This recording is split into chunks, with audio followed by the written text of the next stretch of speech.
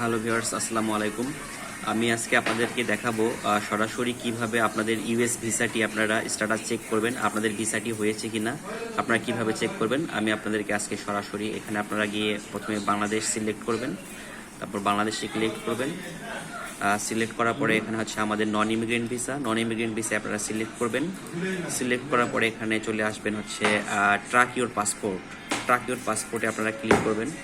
Click করার পরে এখানে চলে আসবে হচ্ছে চেক ভিসা অ্যাপ্লিকেশন স্ট্যাটাস, এখানে আপনারা ক্লিক করবেন। গিয়ে আপনারা একটু এখানে অপশন আছে, সেটা হচ্ছে ভিসা অ্যাপ্লিকেশন টাইপ। তো আমাদের ভিসা অ্যাপ্লিকেশন টাইপ হচ্ছে নন ইমিগ্রেন্ট। আমি নন ইমিগ্রেন্টে সিলেক্ট করলাম।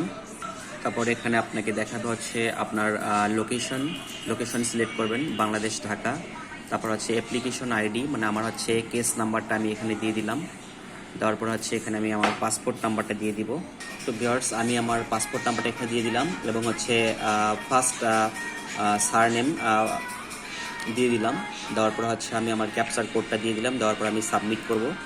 সাবমিট করার পর আপনাদেরকে আমি দেখাচ্ছি, দেখেন আমার ভিসাটি ইস্যু হয়ে গেছে। আমার লাস্ট কেস ক্রিয়েট হয়েছে 24 নভেম্বর 2024-এ এবং আমার হচ্ছে লাস্ট আপডেট হচ্ছে 26 নভেম্বর 2024। তার মানে হচ্ছে আমার ভিসাটি ইস্যু হয়ে গেছে।